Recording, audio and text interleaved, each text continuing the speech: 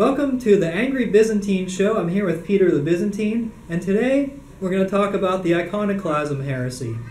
So, I guess I'm just going to turn it over to you, Peter, and you just get started. Yes. Thank you very much, everyone. Today we're going to talk about iconoclasm. And what is iconoclasm? Where did that start? Iconoclasm started in the mid-700s with Emperor Leo III. And that came from the Old Testament, where not to have other gods before me, no images before me in the Ten Commandments.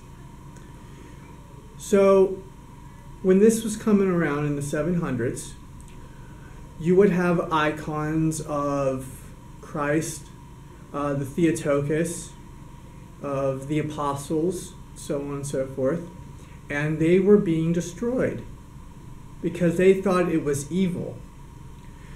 Then you had defenders of the icons, and they are considered martyrs.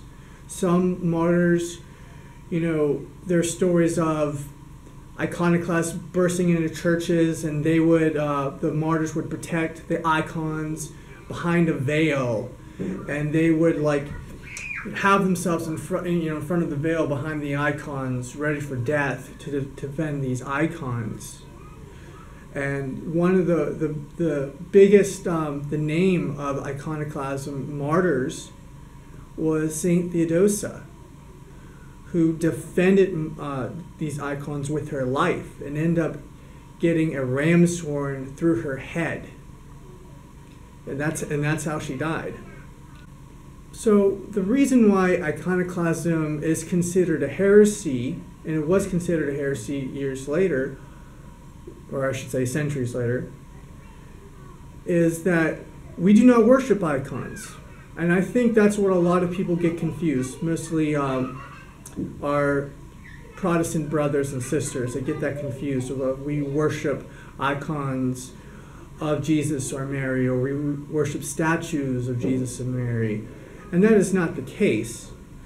And I think that where they get this confused, if we say that a lot of these, pagans, they consider pagan worship. And the thing that you gotta understand is that there's not spirits living inside them. I want to make that clear. With a lot of these pagan worshipers, they believe that the spirits were living in these wooden or golden statues, and of course that's false, and that they're man-made. These are not man-made. Icons are there as a gateway to heaven, okay, or a gateway to the past. And that is one of the reasons why we have icons. When you see an icon of our Lord Jesus being crucified, it's like, you meditate on that. Meditate and visualize yourself being there, witnessing his pain, his suffering. Visualize that. Also, when you visualize being in heaven with him, or a saint. It's to give you a spiritual connection. That's what an icon does. And if someone that that's a Protestant and says, well, icons are evil, we'll just tell them, well, that's very interesting. You're an icon.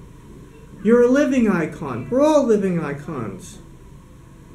Because God made us into his image, and he created us as a living icon. If you want to bake their needle more, say that Jesus is a living icon, which he is.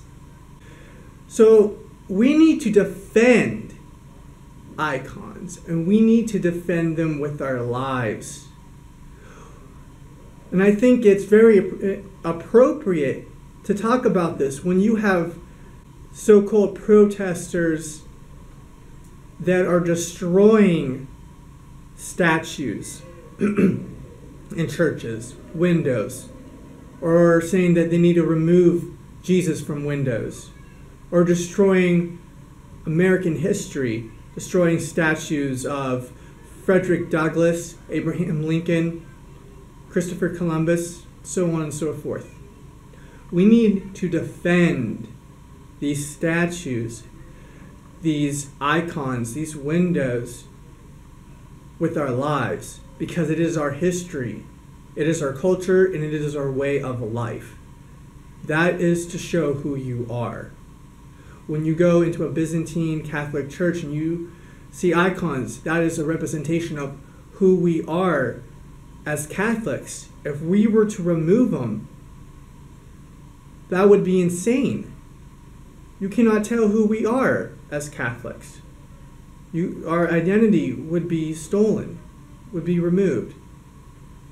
So do not let these so-called protesters, these vandals, these barbarians destroy our way of life, our heritage, and our culture in the church or outside of the church. Thank you. I will say another form of, well, that's one modern form of iconoclasm, is the destruction of the vandalism of Catholic churches. Another variation of iconoclasm, I mean, you could consider it like sort of the Vatican II type of, remodeling the churches. Mm-hmm. How they would Absolutely. tear down the high altars, paint the walls white, remove the statues from the sanctuary. They're trying to de-emphasize our Catholic faith. You know, icons are the Byzantine Catholic identity, statues are the Roman Catholic identity. We need to absolutely preserve our tradition in the church, whether it's Byzantine or Roman Catholic, and we can't let these and that's what it is, it's vandalism. These modernists come in and tear this stuff down, they tear out the communion rails. That's vandalism to our Catholic heritage.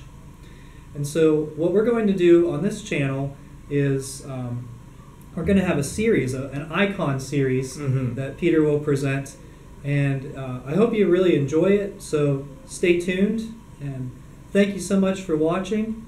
Everyone have a great day. Yes.